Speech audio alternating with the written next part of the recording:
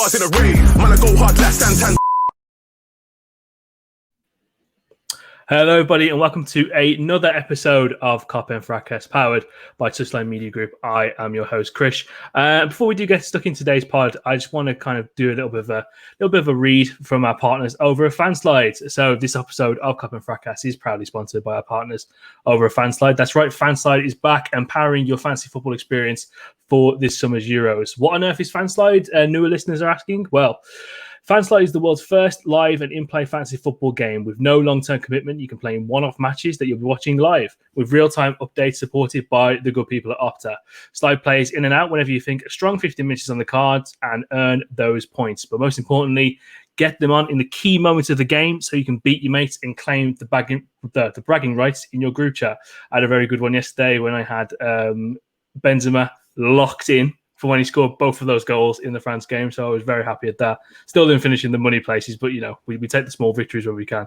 It happens too much. Like you think you've got like a genius masterclass stroke, and then you just see someone who's got double the amount of points that you do at the top, and you're thinking, fair enough. Someone's been looking at the spreadsheets. You know, it's just a fantastic experience, and you know, Fanslide have been generous enough to give a massive win-win situation. So if you refer a friend on through the app to Fanslide and they win a money prize, they will match the amount of money that they made in that game. So it's a win-win for everyone. So the more people you invite, the more chances you get to match that money. And of course, search for Touchline Fracas in the app and add us as a friend for some exciting developments later on in the competition as well. So do head over to the App Store and download Fanslide today. Fanslide, don't just watch the game, play the game. Let's get stuck into the pod. I'm joined by regulars Mike and Fahi. Gentlemen, how are you doing today? Yeah, not too bad. Krish, how are you? I'm very well, thank you. I'm very well. I'm excited, man. I'm excited. We've got a good friend of the pod on.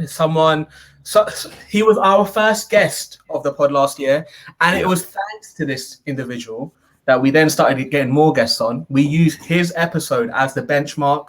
We use it as a reference point, and then we started getting people like Emil Heskey on. So it was all thanks to this person who you're going to introduce.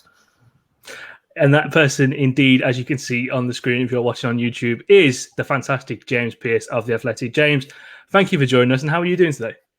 Yeah, I'm very good, thanks, guys. You all okay? Yeah, fantastic. Very well, thank you. Very well. Let's get into it. James, you know, last season was just incredibly weird year for, you know, just reporting on everything really. So how did it feel for you covering LFC during this, you know, incredibly odd season? There was, you know, a lot of highs and then a lot of lows, Super Leagues and all. So how did it all feel kind of covering the amount of stuff that went on in that short period of time? Yeah, it was just an absolutely crazy season, wasn't it? On so many levels. I think it felt like such a long season as well. Like so much kind of happened, and I think it was like quite draining, and like, you know, just to report on. So God knows what it was like to try and play and manage through that. I think you know, it's not proper football, is it? Football behind closed doors. I think by the end of the season we were all absolutely sick of it. You know, the saving grace was that Liverpool dug so deep and managed to salvage something really, really important from a season that, well, looked like it had completely gone off the rails and was beyond repair at one point. So yeah, like, you know, like almost it's hard to believe now, but you know, the first half of the season where, despite all the adversity of the injuries, especially losing Van Dijk and Gomez, you've still got a situation where Liverpool are top going into the new year, and you're thinking, you know, just maybe they could retain the title, and we were all saying how open the race was going to be, and then, you know, then obviously, you know, the wheels came off so spectacularly, and you know, and City obviously had an absolute procession in the end. But yeah, after that kind of bleak kind of middle third, just a really spirited final third of the season when, you know, in a lot of players, some kind of unlikely heroes stood up and delivered. So yeah, I think, you know, some people probably questioned it a bit when they heard Klopp say, you know, to finish third was up there with like his biggest achievements. But I think he was right, because yeah, of course, at the start of the season, nobody would have settled for third. But when you think about everything that went wrong, I think it was a remarkable effort to get there in the end. Yeah, I mean, when you look at it, the squad that he was working with towards the end of the season, it was basically just like the members of the A team, really, who were going out week in, week out. So that was just interesting to see. I actually want to get your kind of point of view from, I mean, it must have been weird for the players, first and foremost, kind of having some people in the stadium, then going back to empty grounds, but then having that little bit of a big let-off with the last game of the season for Crystal Palace. How is it for you covering it as a journalist inside the grounds? I mean, obviously you said from earlier on, kind of football without fans in the stadium is a bit of a soulless experience. We definitely saw that, with weird pumping crowd noise, delayed soundboards and whatnot. So how is it for you kind of covering that in the stadiums just without any noise whatsoever, really? Yeah, it was pretty dull and soulless, to be honest. It felt like a lot of the time you were watching kind of glorified training sessions rather than, elite sport at the highest level, because the way that it worked with COVID is they allowed the written media in, but only a much reduced number. So where before there might have been a couple of us from the Athletic going to every game, suddenly it was only one. So it tended to mean that I only did all the home games, and then occasionally you get an away ground that would let us have 2 passes. But usually, if it was only one, then the Athletic's home reporter would go. So, and it was crazy watching some of the games with the fake crowd noise and everything. And having been at, say, the previous game, and just, I think with the fake noise being pumped in, it gave you a very kind of false picture of what it was actually like in terms of, it was just eerie being able to hear every word that was said in terms of between the players, between the manager and the players and the coaching staff and all the rest of it. And I know from speaking to various players about it, they found it really, really tough. And I think it was the kind of thing that no one really wanted to go on the record and speak about too much, because then when things go wrong, you immediately get accused of, you're looking for excuses. You're a multi-millionaire. You should be, you should be motivated enough. But a couple of them said that it was hard. They found it really, really hard because suddenly everything had to come from within you. Where before they were so used to walking out at Anfield and feeding off that energy from the stands, suddenly when that wasn't there, and I think probably that they really missed that more than ever during that dreadful run. What was it? Probably from January through to March, when there were those 6 straight home defeats, and sometimes I'd be sat there watching the games, looking around at surrounded by 54,000 empty seats, and thinking, God, this game would not be going the way it is if this ground was full, because the number of times that games just drifted and there was no real intensity and tempo, and that's when suddenly the backing of the fans kicks in usually and helps set the tone for what happens on the pitch. So I used to get a lot of people come up to me and say kind of, oh, you're so lucky, the fact that you still get to go to the games. And I felt a little bit ungrateful, really, because I was thinking, really, I don't feel that lucky because it's not actually that enjoyable. I think it just rammed home that, everything you enjoy about going to the game, it was suddenly taken away in terms of all the atmosphere around it and the buzz outside the ground and the buzz afterwards and going to meet people maybe in a pub down the road after you finished your work and all of that. When all of that was taken away, it was, I think it was a season to kind of just be endured, really. Yeah, no, I completely agree. I think the one thing we do forget that, the footballers at the end of the day, that they are entertainers. They do feed off that roar of the crowd. Let's say when Alisson makes a good save, he feeds off that. When Firmino pulls off a good piece of skill, they're showmen. They live for that moment, and not having that in front of them is definitely going to affect their jobs. Let's move on before we talk about a little bit of Liverpool business, because obviously, James, you probably get hounded about this every single day, every single moment on Twitter about who is coming in and who's leaving. I just want to talk a little bit about the Euros, to be fair. And, I made it a little bit clear at the beginning of the competition that I didn't even really know who qualified, in all honesty. I had to double check just because obviously we were being delayed and whatnot. So, Fahi, I'll come to you first. You're a bit of a Free Lions on your shirt person. I'm not. No, I can't. Krish, don't do Krish, don't do this. You know how it is. I literally only support 4 players, 5 at max, including Henderson. That's it. I'm only back in England purely because he decided to take the players that I wanted to go. So Foden, Sanchez, Grealish, Trent originally, etc., etc. Yeah. I thought they were doing it for Altel, though. I mean, yeah, they are doing it for Terry Venables as well, man. 25 years apart. Today's the day. listen, they made an anthem 25 years ago, and it needs a positive conclusion, a happy conclusion. And I think we will do Germany over. But it's not Three Lions, it's Grealish FC. That's the only reason I'm there. Fair play. Mike, I'll come to you. How have you been enjoying the product that we've seen on display? I mean, I think it tailed off a little bit in the group stages, but my word, we were talking about it a little bit earlier on with the knockout games that we saw last night. That's what it's all about. Knockout football. It's those moments that keep us hooked and enthralled. Yeah, for sure. I actually enjoyed like the group stage a lot more than maybe others did. I thought there were some good games. Listen, it's not the same as other tournaments. Like I think 2014 World Cup and 2018 World Cup were both exceptional tournaments. But the group stage was still gripping. I do think the weird format of like a team can win their last game, lose their first two, and go through on 3 points is weird. It does kind of spoil the group stage a bit, but it was good. But yesterday, I mean, just wow. Like the knockout stage has been just exceptional.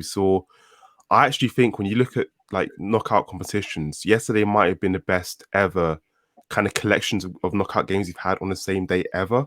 Like when have we ever seen like 2 3-3 games go into extra time, all the drama that comes after extra time in the Spain game, and obviously the penalty shootout in the France game? It was just exceptional. Like I think the tournament has really kicked it into another gear with knockouts. I fear tonight might be one of those where we come crashing back down to earth, because I don't expect England Germany to be an interesting game at all. I think there'll be a tension there that makes it interesting, and we might want to watch it for that reason. But it's not going to be a 3-3 end-to-end basketball type game. It's going to be a very tense, cagey affair, and it could go to penalties. So it's been good so far, and it's picking up. But let's temper our expectations ahead of tonight's game. I definitely think Gareth Southgate saw the defensive instability of the Spain team and thought, absolutely not, we'll be having none of that. I think just tournament football is just it swings and roundabouts sometimes, and no person signifies that more than Alvaro Morata. You see him, does every single thing right that you probably want from a striker, apart from put the ball in the back of the net. And then when he does, it's one of the better goals that you'll see from throughout the tournament. So it's just what it is, really. Can I just say with Spain? How is Thiago not starting for Spain? Like, I look at the midfield on paper yesterday. I mean, Busquets has to start. He's probably still is one of the best holding midfielders in the world. Pedri, I can understand. Koke, I don't watch much of, but he can't be better than Thiago. I just find it mad that Thiago is not like one of the first names in the team sheet, especially given the fact that they haven't got like a plethora of world-class players, and like he's sitting on the bench not getting any minutes. It's a baffling one to me. I think we might see Thiago come in after Pedri's back pass yesterday. That was something else. I don't know if Unai Simon has got someone's got his family hostage about letting that goal in, but good lord, definitely match fixing going on there. James, I'm going to come to you on this. You had a really good interview with Trent kind of towards the end of May, and you were discussing a lot of the discourse around him not being potentially called up for England. In your opinion, you kind of look at that. What was just beyond baffling discourse about whether his performance is warranted being on the England squad. What was your kind of like feeling and just general opinion of that, really? Because I mean, we see him play week in, week out, and we saw the absolute fantastic progression that he had from, let's say, around about late February towards the end of the season, where he was one of Liverpool's better players. Yeah, I must admit, I couldn't, going back to March, was it, when he was dropped from that squad? When the squad emerged, I just assumed, he's obviously got a knock. He's or a deal has been done. I think a lot of people probably thought. I had people, when I said he'd been left out, I had people telling me, "Oh no," on social media. Klopp will have spoken to Southgate. There will be an agreement that he just needs a rest. And I thought, do you know what? I better, I'll double check, because that's not beyond the realms of possibility. And the message back from people I spoke to at Liverpool was very clear that no, there was no conversation, no agreement. He has been dropped, and we can't quite fathom it. And but then I couldn't understand it. And then, but I think if you've watched England in the Euros so far, you can kind of understand it, just because Southgate doesn't allow his fullbacks to attack, do they? They're so like. I like Reece James. I think you can admire Reece James without that being any kind of slight on Trent. I think England are blessed to have a ridiculous number of good options at right back. But and I think that was, Southgate just is so obsessed with the defensive side of the game that where I think with Klopp, it's very much, Klopp loves to take risks. It's ambitious. It's expansive. It's, go and do your thing. Yes, there might be some space left in behind that will be exposed at times. But you know what? You give us so much going forward that the risk is worth taking. Whilst I just think the flip side is that Southgate is absolutely risk adverse. And I think, probably with the squads being extended from 23 to 26, I think that probably initially saved Southgate, the kind of uproar that would have accompanied Trent being left out of the squad. Because he then was able to find room for him, and then of course the really unfortunate injury that left Trent devastated. But I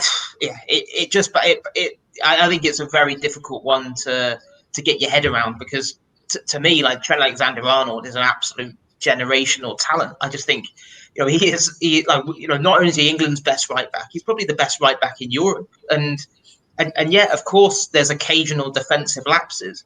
But when you look at the unbelievable quality that he provides, I mean, obviously it's hypothetical now because of the injury he suffered. But I'm sure if you asked Harry Kane, it would be quite a short conversation.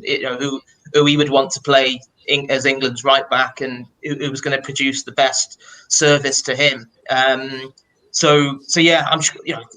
I suppose as it's turned out, it's probably good news for Liverpool. The fact that Trent gets a proper break this summer, it was a nasty injury, but not a really serious one. He should be back for the early on in pre-season training. But going forward, who knows what's going to happen with Southgate's future and all the rest of it. But I do struggle to get my head around the idea that he doesn't seem to fully appreciate what he's got with Trent.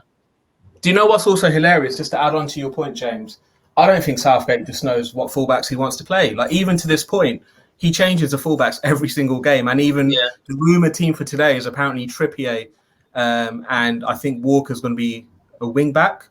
I think Walker's going to play as one of the three. I think he's going to play in a back three. Yeah. It's just a lot of chopping and changing, and again, I think even that to me smacks of him changing because he's worried about the opposition rather than backing your own strengths to be better than them. It's like this kind of worry about, well, we need to negate this and we need to do that, and it's like, can you not just play your best team? And like, because to me, England's best, the only hope really in this tour, I think England have got some really, really good attacking players, yet he just seems reluctant to put his faith in them. Yeah, it's a similar situation that you find with Grealish as well. I mean, Trent. I think the situation surrounding Trent and Grealish is fairly similar. They're both players that can make an impact in an instant, but for some reason he seems to have some hesitation towards playing both of them. Sorry, Mike. Yeah, I think we saw that with like Grealish. The Czech Republic game was obviously nothing to write home about, but the one moment of quality really was that ball in that made the goal. And then, but afterwards, all the whispers from the England camp seemed to be, Southgate wasn't convinced about his work off the ball. And it's like, well, okay, I can understand that to an extent, but that's what, you've got Rice and Phillips there to do that work. I just don't think other countries think the same way about, their top, rather than, again, it comes back to like being obsessed and worrying about what players don't do rather than looking at what they can do. And if the rumoured team that's going around is right for tonight, then the fact there's no Foden, no Grealish, obviously Mount's probably slightly easier to get your head around because obviously he's missed a week's training. But it does seem odd to me. It does, James, and I think the fact that he doesn't use the fullbacks to attack is an odd one when he does play like Rice and Phillips in midfield, because where does the creativity come from? So with Liverpool, we know that our midfield performs a particular function in the team, and actually you could use the fullbacks in a similar way to the way we used them, where they provide lots of kind of creativity, and that's why overlooking Trent was just so weird, because Trent is the most creative fullback in the world, one of the most creative players in the world, and England do lack creativity. Like going forward now, even when they do have the kind of Mounts in the team, they still look like they struggle a bit to kind of create chances and get the ball quickly up the field to Harry Kane and Sterling. So it is weird. Like, again, tonight's game, I really just don't see how that's going to be an entertaining game, because I just think that both teams I think Germany will control most of the game, but I think England are going to, the game plan is going to be, they're going to try and hit Germany in the counter attack, and I just don't see England really being convincing on a counter attack without the kind of quality at fullback and without the likes of Grealish Mount obviously is understandable without Grealish, Foden, etc. to kind of maybe add some creative impetus. No, I completely agree, Mike. And it's just an odd one because we know international tournaments, they are the tournaments of fullbacks, really, when you see the influence that they've had on games. I mean, all you got to do is look at Dumfries from the Netherlands and see him popping up all over the pitch. And again, the same with England's opponents tonight with Robin Gosens, who's been absolutely phenomenal there too. Do a quick round robin before we kind of jump onto some Liverpool-related business. So, with the allure of tournament football, we all get enamoured with certain players who we think, oh yeah, this guy would do quite well for Liverpool. So, are there any kind of Liverpool-linked players specifically that have caught your eye and solidified why they would be linked to the club? Fahi, I'm going to let you go first on this one. Honestly, I'm not trying to be bad, but I've not been too impressed to the point where I'm like, oh, you know what, this link makes complete sense. I said Marlon and Isaac last week. And yeah, they have impressed to an extent, but not to the level where I think, okay, we should definitely go out and get them. I don't think there's been a standout performer like that as of yet. Like usually in tournament football, there's one where you're like, wow, I've not really heard of him before. Like he's definitely the next one to break through. I've not seen that as of yet. I think that's fair. And I think that's a bit of a curse of the internet age, in all honesty, because... when like back in the day, you get your sticker book, you put all the stickers in your book, and you say, okay, be on the lookout for this guy, and you kind of watch it when you get introduced to that person throughout the football tournament. So it's a little bit depressing from that end, but you get more information on players than ever would. Youth as well, like in 2002, you were hearing about El Hadji's Youth and Jibril Cita. I remember an 11-year-old kid. I'm like, oh, can't wait to see these guys play, and they impressed, and then look what ended up happening. That was me with Sydney Govou. I'll never forget that. James, how about you? Is there anyone that you've looked at and you thought, I can see why they'd definitely be interested in this player?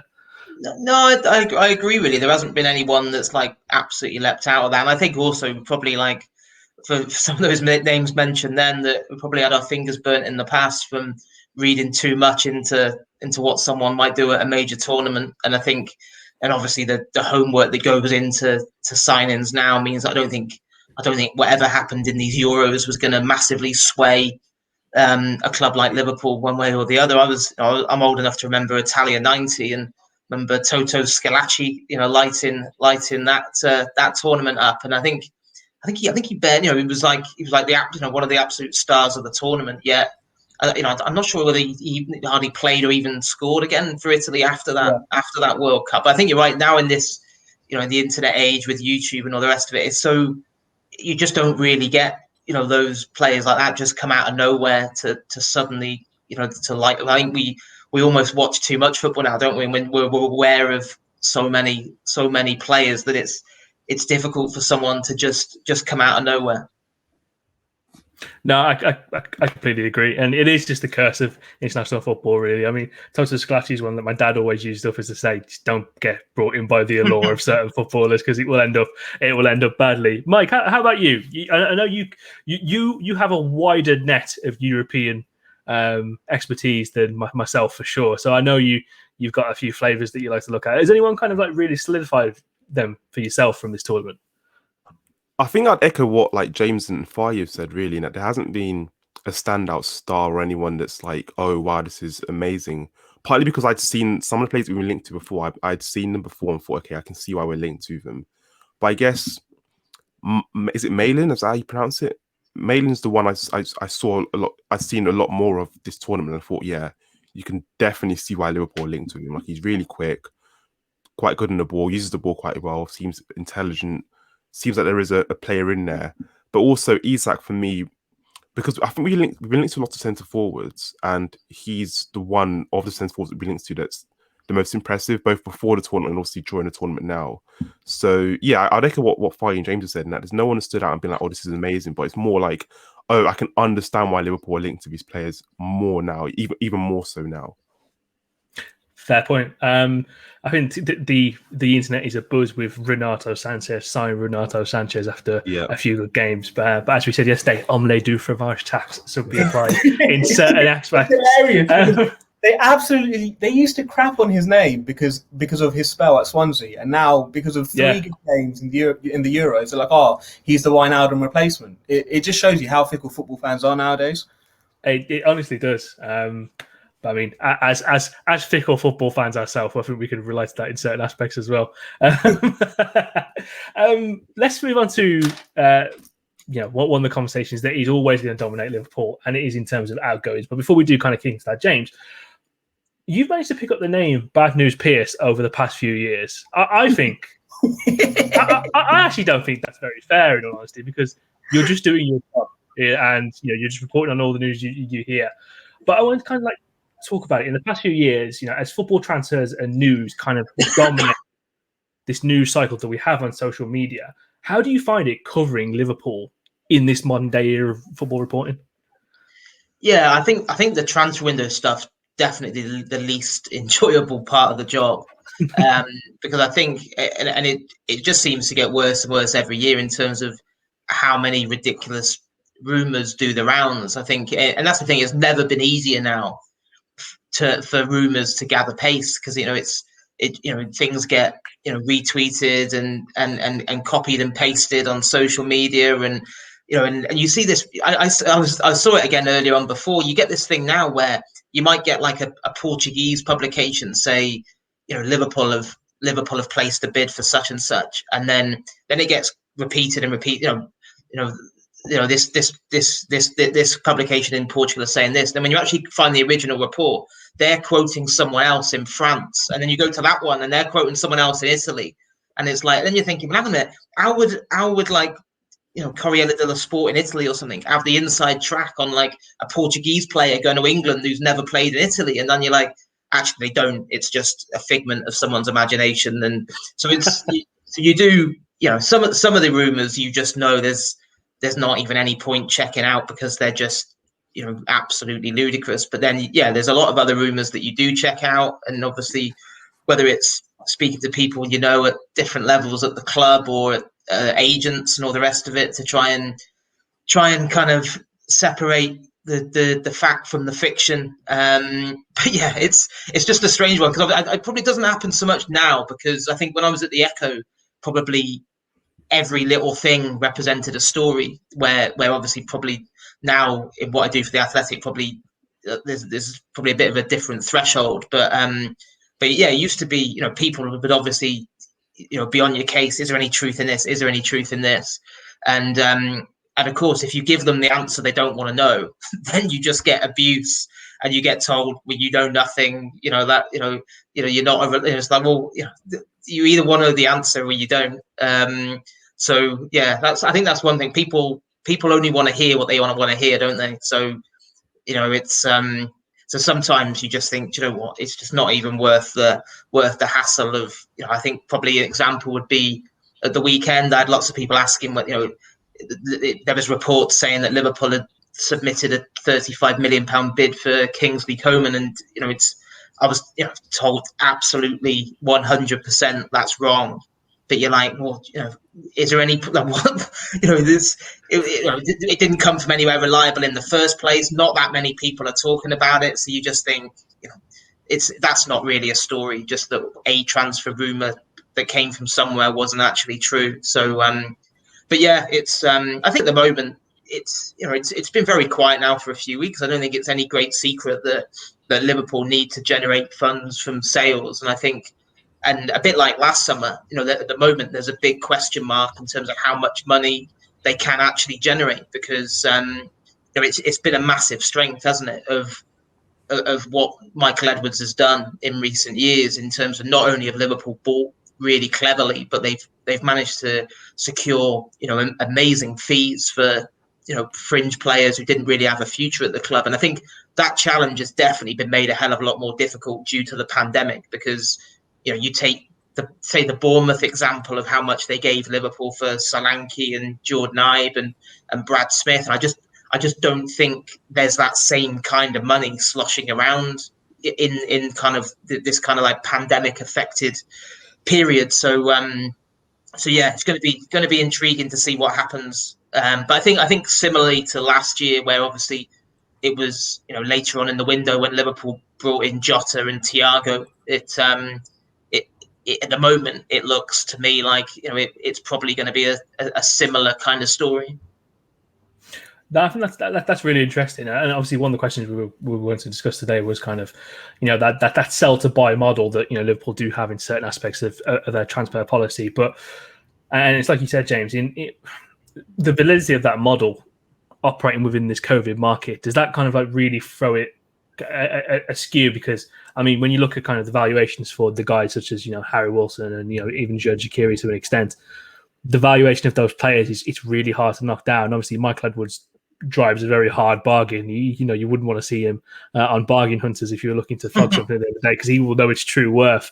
But do you think it's going to be even more difficult under these current circumstances to kind of get the maximum amount of currency needed to kind of part with Harry Wilson, and again, kind of similar to Xherdan Shaqiri as well?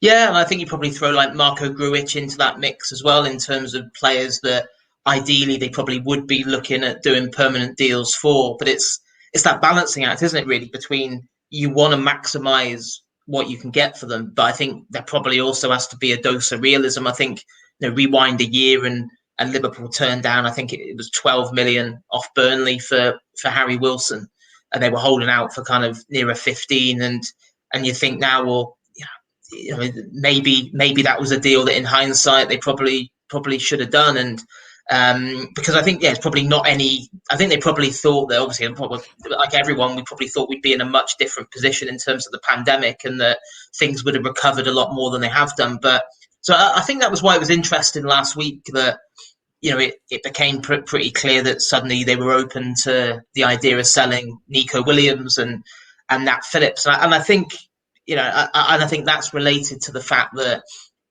probably those two players. I don't think they. I think if you made a list of who Liverpool were looking to offload, I don't think either of those two players would be massively near the top. I think it's just probably the realization that their value probably isn't going to be much higher ever than it probably will be this summer. For different reasons. I know obviously things didn't go great for Neco in the round of 16 game on the weekend, but he has still represented his country in a major tournament, and the fact that he's behind Trent in the pecking order and probably wouldn't play much next season, you're probably not going to have a situation where his value is enhanced. So it's a fair bit of interest there, and the same with Nat Phillips. Of course, having excelled and exceeded everyone's expectations in the last few months of the season, you think I'm sure Liverpool are thinking, well, hang on a minute, realistically, with Van Dijk, Gomez, Matip coming back, just spent 35 million on Konate, so you're looking at Phillips being probably fifth choice. And so I think if you could get anything close to the 15 million pound valuation,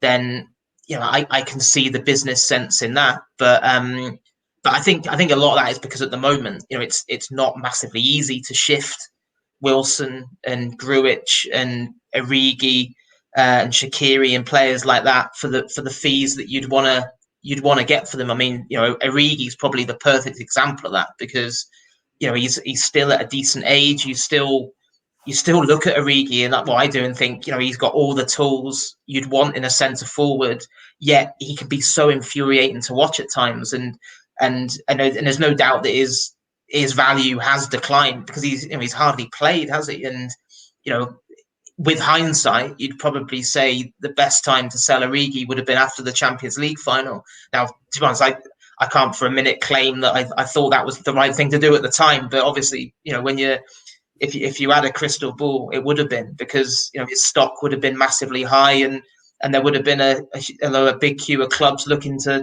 take him. But he has lost his way, and now you're in that difficult position of because he was given a big a new contract. Who's willing to pay a really decent fee and take his wages as well. So I think when it's tricky to sell players like that, that's probably why then Liverpool then are looking at people like Neco and Nat Phillips and thinking, well, actually, maybe this is the right time to cash in. And then similar to last summer, I guess, when Rhian Brewster and Kajana Hoover went. It was I think you'd have to say 12 months on that both of those deals look like very good ones for Liverpool. Yeah. No, I completely agree. Michael, I'll come to you. Obviously, as James mentioned there, kind of Neco Williams and Nat Phillips, cashing in on them at this current moment of time will be at the peak of their value. Nat, more so than Neco Williams. Do you think if these players leave, do Liverpool leave themselves a bit open in terms of the squad depth, especially at right back? I would say so at right back. I think at centre back it's less of an issue just because you have Konate, Van Dijk, Gomez. Ben Davies, you'd imagine, will play more of a role this season, but only God knows at this point. I mean, I don't even know if he's like turned up to training or whatever. But is he real? Yeah, that's what we need to know. Is he real? He literally could just be a figment of our imaginations. Like he's just like it doesn't exist. But no, I do think it'd be dangerous to go into the season with just Trent as the only right back, and the idea of Joe Gomez, who's recovering from a serious injury, having to fill in the right back just doesn't seem practical to me, because Trent, I think, needs to play less games than he has been playing over the last 2 seasons. It's very clear. Like he's picked up a few injuries in the last 2 years, partly because he's playing too much football, and it'd be nice to have his minutes, managed a lot more moving forward. So I would be very worried if we go into this season with Trent as the only right back option and Neco Williams having moved on somewhere. Look, I understand the rationale in selling Neco Williams. I think his value is clearly as high as it ever will be for Liverpool. I think he's a Premier League standard player, probably not a Liverpool player, but a Premier League standard player. So it might be best for all parties if he moved on. But I'd only be happy for that deal to happen if there's a guarantee that Liverpool have a backup right back lined up. Maybe someone in a Shimikas mold, a player who's coming from another league, who's an international, who's not going to cost too much money. But it would be reckless, because we saw what happened at centre back, right? We saw what happened at centre back when we gambled and we only went into the season with 3 centre backs and with Fabinho as the backup. Look, at the time, I don't think many people were like complaining. I'm sure there were some people that mentioned it, but it wasn't like this is a terrible decision. But we saw how it played out and what happened in the season. So essentially, just don't put yourselves in a precarious position where you are having to play Trent too much and he picks up an injury, because again, Trent is so important to the side and the way we operate. And yes, the right back we sign, a backup right back we sign, wouldn't be as good as him, but it still would be nice to have a right back come in for Trent if Trent's not available, if you want to rest Trent. Completely agree. And Fahi, I'll come to you. It was one of the things that we briefly touched on a little bit last week. Would you be looking to kind of bring someone in? Obviously, we only realistically say you want someone to play 10, 15 games a season, not even starters in terms of subs and whatnot. Would you be looking to bring someone in a similar Ragnar Klavan mold, where it's someone who can do a bit of, obviously primarily a right back, but do certain bits in other aspects of the pitch as well? So, could potentially play a little bit of centre back or play a little bit higher up if needs be. Yeah, I think the problem us as Liverpool have, and I think sometimes fans don't kind of take this into consideration, is we're performing at such a high level, and we expect the team to perform at such a high level every single week. You then expect your backup to a world-class right back to also be very good, yet accept only playing 10 games a season. Yeah. Sadly, that's not possible. It's only possible in FIFA and Football Manager. In real life, that's not possible. You're not going to be able to get that kind of quality in. So where do you draw the line? How do you make it work? And ultimately, I think what you're suggesting is the best way. Getting a utility player, someone that can cover a number of positions to a competent standard, is probably the best way to go. Who that player is, again, I'm not a scout. I don't know. I don't get paid the money to do that. But yeah, I don't think you'd be able to get... It'd be no Bundesliga players, that's for sure. No, yeah, for me, no Bundesliga players right now, after certain players have let me down. But yeah, finding a dedicated right back, I think, is going to be super hard, especially one with good, especially one to a good standard that's willing to sit on the bench for 40 games a season and only play 10. So utility player is definitely the best way to go, in my opinion. Completely agree. I think you're either looking at someone who's a bit of an established veteran, kind of in that mould, or someone. I kind of look back at it at the time, sort of like a Ryan Sessegnon kind of player who can do a little bit as a full back, but can also play a little bit higher at the pitch and develop it from there. Just one quick one before we do move on to potential incomings. I think we talk about this footballer more than most people, and he doesn't actually play that many games. The mysterious case of Naby Keita. A quick round robin. Do we all see next season very much as last chance saloon territory for Naby? James, I'll let you kick off the conversation for this. Do you know what? I was thinking about this the other day. I think I can probably just find my piece I wrote on Naby Keita before last season and just tweak a couple of things and put it out again in August, I think, because I mean, it did feel like last season was make or break for him. Yet, I don't think we're any of the wiser, are we? After last season, it was, I think, again we saw flashes of brilliance for him. That feeling of yes, finally, the shackles have been broken. He's now showing his true colours. Then we saw, more injury problems. Not being able to put together a run of games. The surprise of him being chucked in away to Real Madrid and then really struggling, and obviously suffering the embarrassment of being substituted before half time in the way that he was. But again, it kind of like goes back to what we were talking about before in terms of that dilemma of at what point do you just go, enough's enough. This is just not going to happen. Because he would, if it doesn't happen for him, and of course the clock is ticking, he would really be the first, big money signing that Liverpool have ever made on the Klopp that hasn't come off. Because, of course, I think if you were trying to, lots of people say, well, just cut your losses and get rid. Well, how much would Liverpool get for Naby Keita this summer? If you could get 20 million, I'd be surprised. Maybe you could, but I don't think there's any guarantees in this market.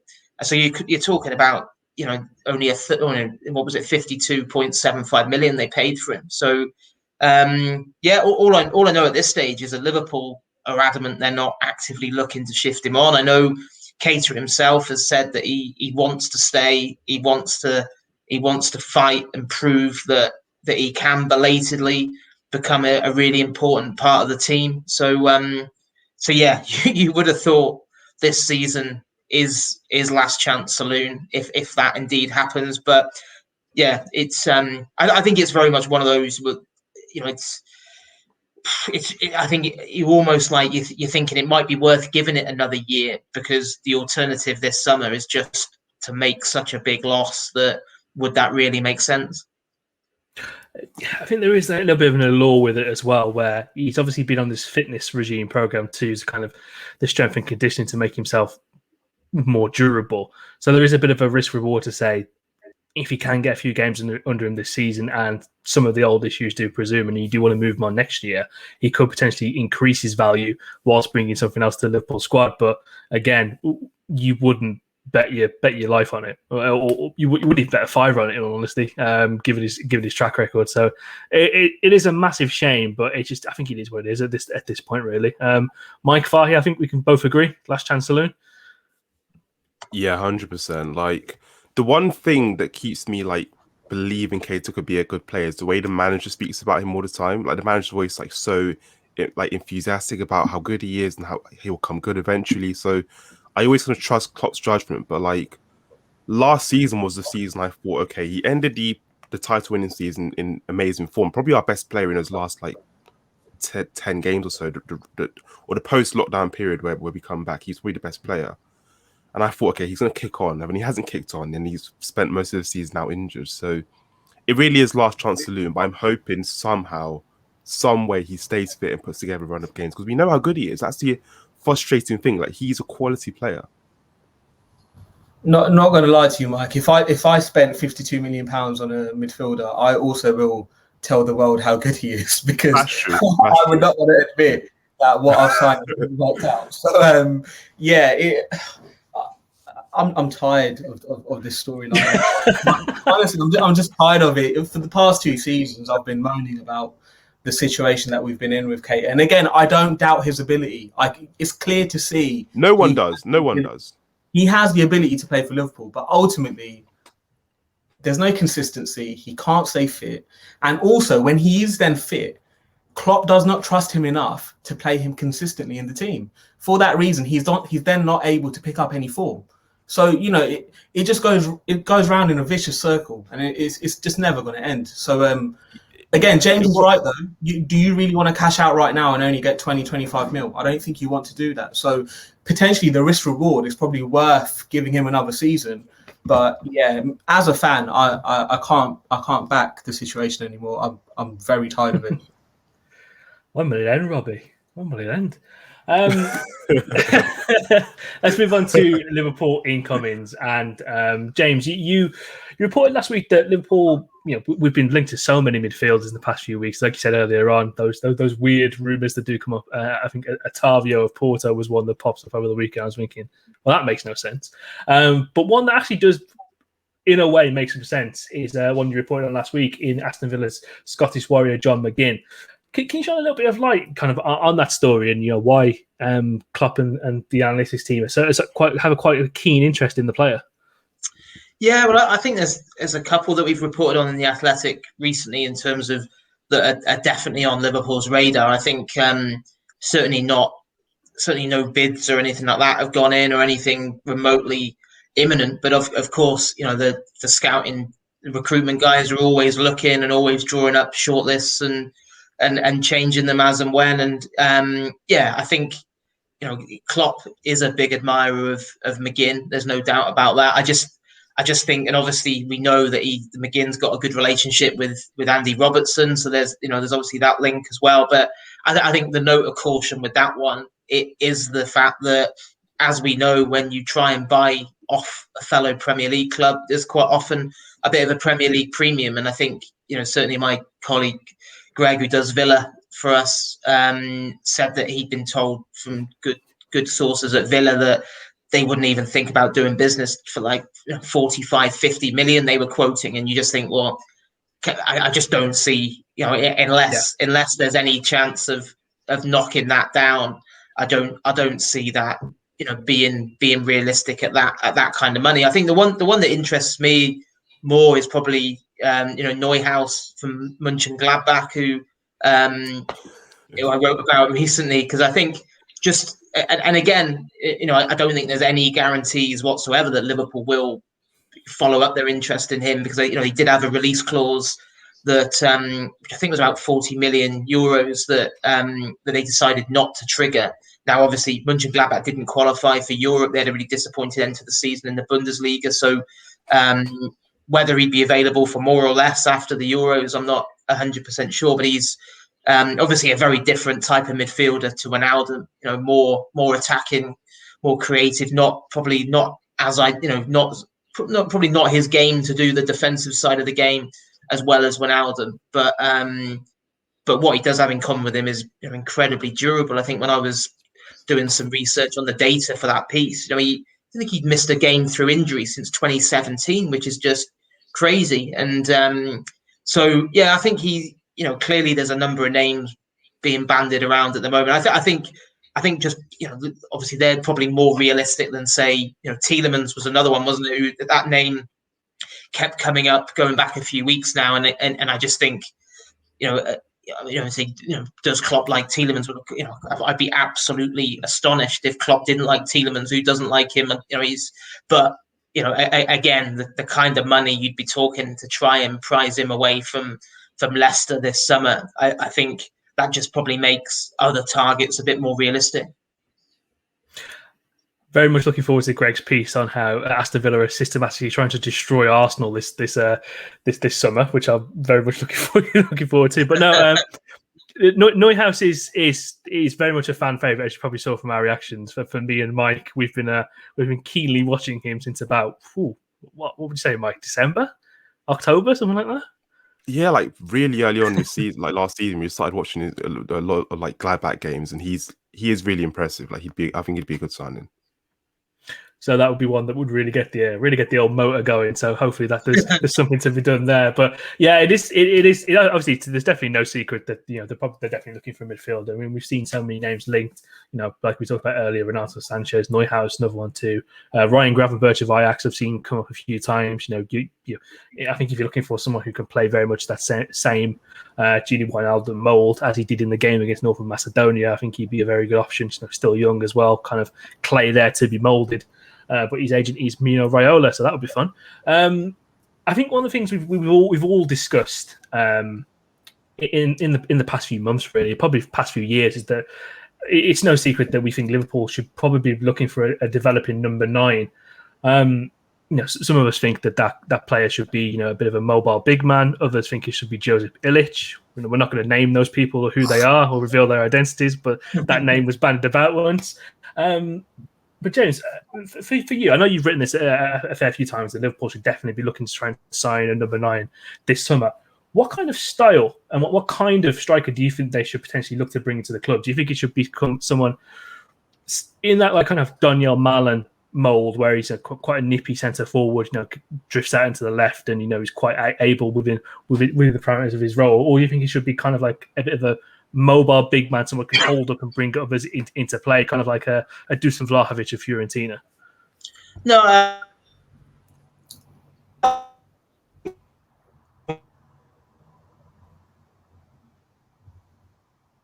probably more the man to be able to to have a plan B or whatever. But I'm not sure.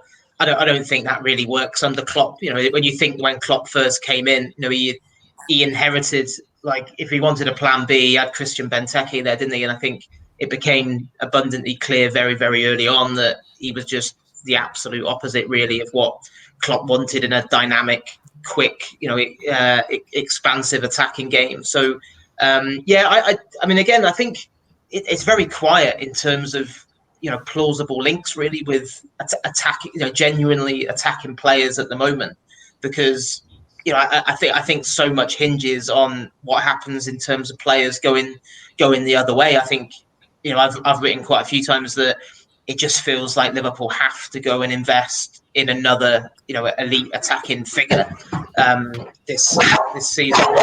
Might have to just excuse me for 1 second as the dog goes crazy at the postman. But yeah, I just think especially when you look at next season with the Africa Cup of Nations and losing Mane and Salah for what is it, up to a month at least. So Jota was an absolute breath of fresh air, wasn't he, when he came in last season? But you do need another option up there, and I think again, it goes back to what we kind of said earlier in terms of you need an upgrade on Origi, essentially.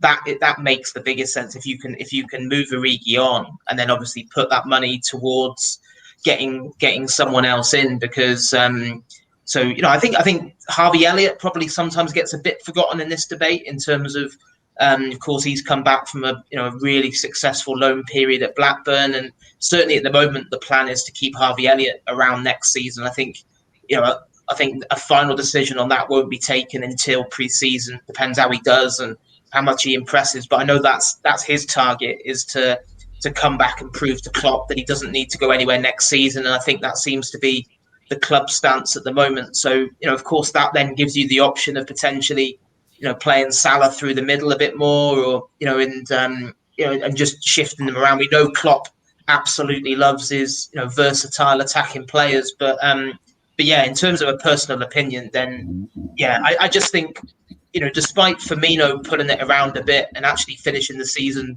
not bad form and scoring some important goals in helping secure Champions League football, I just think we saw more than enough over the course of last season to know that the days of Firmino being a guaranteed starter, I think you just have to have another option, and the reality is he doesn't have a plausible backup at the moment. No, I completely agree. I think someone who you can also bring in there to change the formation up a little bit as well, to kind of, if you wanted to move to a 4-2-3-1, is there too. But again, it's like you said, if you could bring someone in who is quite versatile and can play it on the wings to shift Salah through the middle, would also be intriguing as well. So let's move on to a few listener questions that we did have come through. This one is from Simeon Jarrett, a good friend of the pod.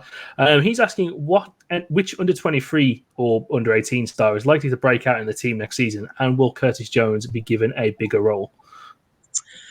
Well, the latter one first. Definitely see Curtis Jones having a bigger role to play. I think he kicked on really impressively last season. I think it's so difficult now. The bar's set so high in terms of how good you have to be to make it at Liverpool.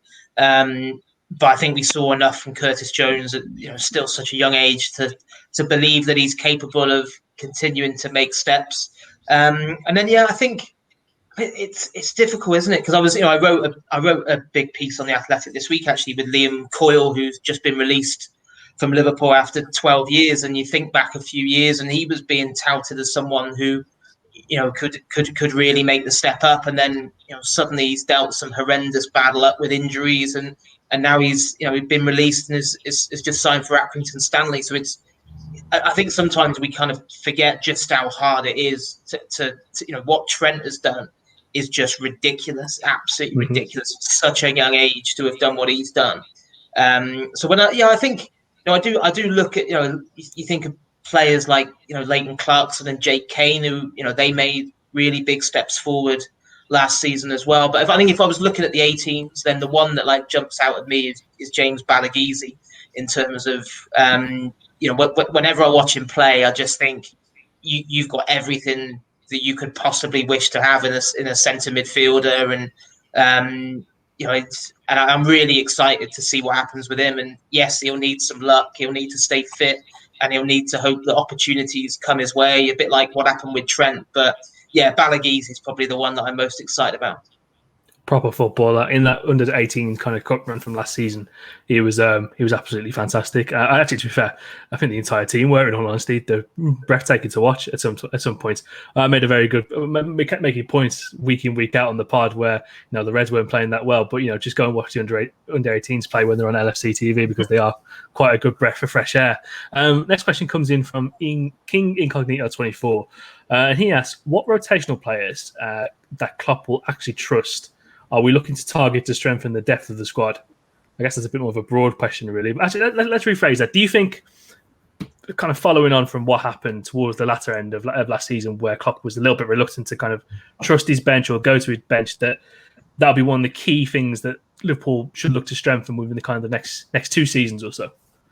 Yeah, but I think it will happen automatically as well with the players coming back from injury, because I think suddenly when you're adding back into that squad Van Dijk and Gomez and Matip and Henderson, that immediately gives you more options, and coupled with hopefully a couple of young players really putting their hands up in pre-season. Of course, Harvey Elliott coming back from his loan as well. So I think that instantly does improve the depth. I think in terms of who else comes in, I'd be really surprised if Liverpool don't sign a centre midfielder and another attacking player before the window shuts. I just think it's very difficult to make cast iron predictions at the moment, not knowing who's going to go the other way. And I think there's just so much unknown there in terms of what they would, who's available to sell and who they actually can sell, and what kind of fees they can get for them. Because obviously, you could be shopping in completely different markets if you've got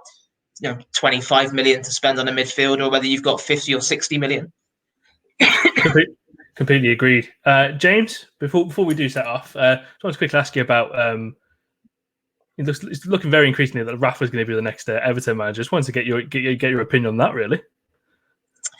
Yeah, do you know what? It's really strange, actually. I've been having quite a few conversations with mates about it recently, and it just, I think he always probably did polarize opinion, didn't he? I think in terms of in terms of his time in charge, and it seems to be a real polarization of opinion now in terms of, I speak to people who say, it's a joke and it shouldn't happen, and how can Benitez do it, and it taints his legacy. And then other people that, say that, it's been 11 years since he managed Liverpool. He lives nearby, his family are based nearby, he wants to work, he wants to coach. Let's just let him get on with it. And I'm kind of in the latter camp. I got to be honest. I think what you have to bear in mind is that Benitez, he would have walked over broken glass to come back to Liverpool in 2012 when Rodgers got the job, or 2015 when Klopp got it. But it wasn't even in the mix. FSG just didn't even consider going back. And I think he knows, what is he now? Probably 61 years of age. He's not going to manage Liverpool again. So yeah, I think just probably where we're torn, probably the Liverpool fan in you is, sit wherever he's gone, probably apart from Chelsea, since he was at Liverpool, I've wished him well. And you think, you wanted his Newcastle to do well. And he did a good job there. And then obviously you probably become a bit more torn now and thinking, well, I still got a lot of admiration for Benitez, because it's not just what he did as Liverpool manager, it's the other stuff around it, isn't there? With like the amazing support he was for the Hillsborough families, and he was a class act in that regard. So it's just the only thing I fear for him is, I think a lot of Everton fans will just swallow it and take it, initially, but I just think it means there's going to be no honeymoon period for him whatsoever, because I think the minute he has 2 or 3 bad results, I think suddenly the fact he's a former Liverpool manager will affect the way in which he's kind of treated. And someone said to me the other day, can you imagine if Liverpool are a couple of goals up at Goodison, I think at the back end of November, and the away end is chanting Benitez's his name, Goodison will go into absolute meltdown, I think. So it was it's bizarre to think this is going to happen. It looks like, it's obviously not been, I don't think it's been officially confirmed. It certainly hadn't been officially confirmed before we started this pod, but it looks like it's going to happen. And it'll be really interesting to see how it pans out. 100%. I actually think he'll get quite stuck into it, to be fair, because if there's one thing we know about Rafa is he loves the beef. He loves the little bit of the needle about it. So I think he'll really get stuck into it. Whether he becomes a true Evertonian, time will yet to see. But James, thank you very much for joining us on this pod. Of course, you can find all of James's fantastic work over on The Athletic. Have you got anything interesting coming up in the next few weeks? Yeah. I've got a few interviews in the pipeline, and it's at the moment it's just a case of kind of when you're almost on standby, waiting for things to move in terms of obviously the transfer market, and then it'll only be a couple of weeks before obviously the Reds are back in pre-season, and then it all starts again. So just fingers crossed that when the serious stuff starts again next season, we're back to watching Premier League football in packed out stadiums.